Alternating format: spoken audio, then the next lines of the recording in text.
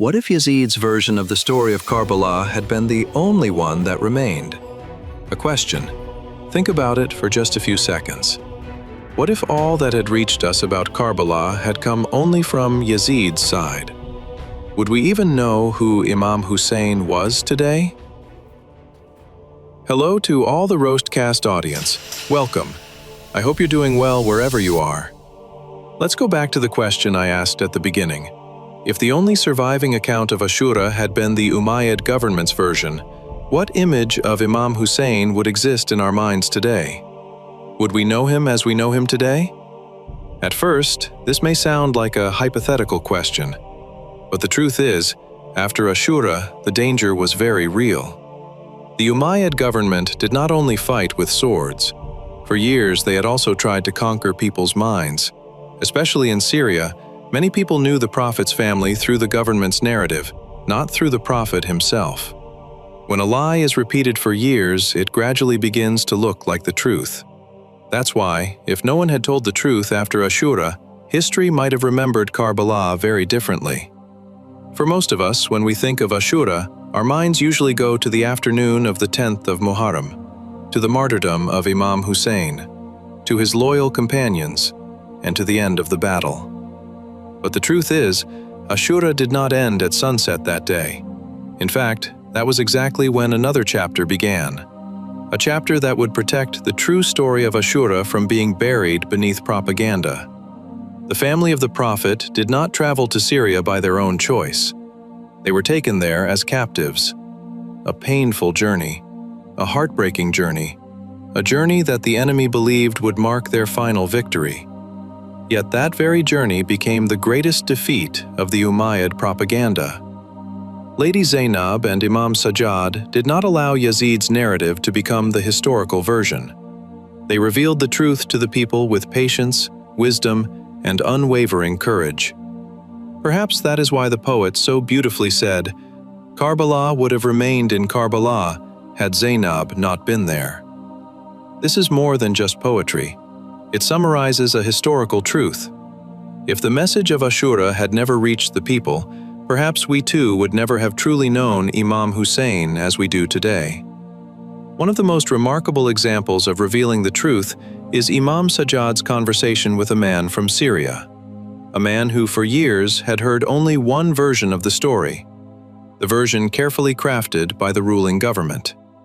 When the Prophet's family entered Damascus as captives, he approached them with joy. He genuinely believed that truth had prevailed and falsehood had been defeated.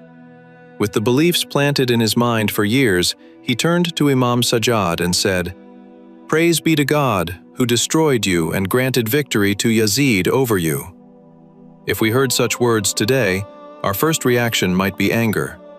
We might feel compelled to answer immediately. But Imam Sajjad chose a different path. He did not raise his voice. He did not rebuke the man, nor did he insult him. Instead, the Imam simply waited until the man had said everything he wanted to say. Then he asked just one question. He said, "Have you read the Quran?"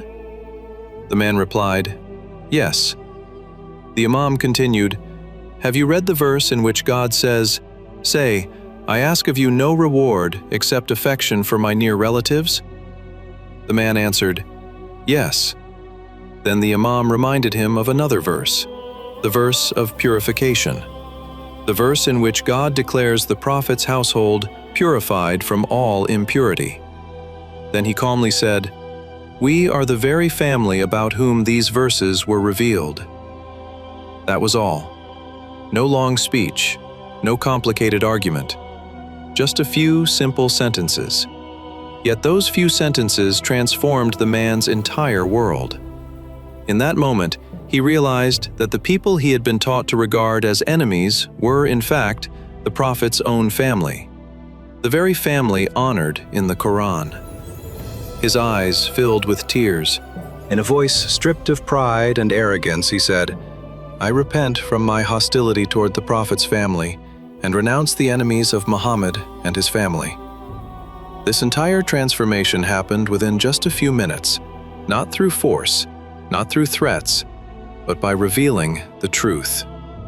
Sometimes a single truth, spoken at the right moment, can be sharper than 1,000 swords.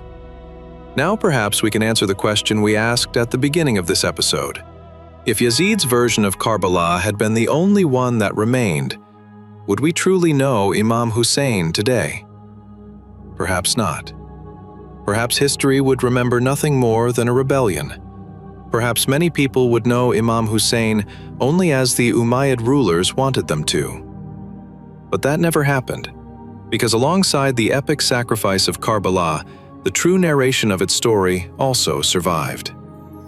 Lady Zainab and Imam Sajjad did not allow the truth to disappear beneath propaganda. They showed that sometimes preserving the truth is no less valuable than giving one's life for it. Our world today is not much different. Even today, truth is not always the loudest voice. Sometimes false narratives, sometimes rumors, and sometimes propaganda can hide reality from people's eyes. We may never stand where Lady Zainab or Imam Sajjad stood, but each of us may one day face a choice, whether to speak the truth or remain silent and let others define the truth however they wish. Perhaps this is one of Ashura's greatest lessons. Sometimes a single truth, when spoken at the right time and in the right way, can change the course of history. Thank you for staying with Roshdcast until the end of this episode. If you enjoyed this episode, please share it with your friends. Perhaps even one share may help someone discover a truth they had never heard before. Until the next episode, may God protect and guide you.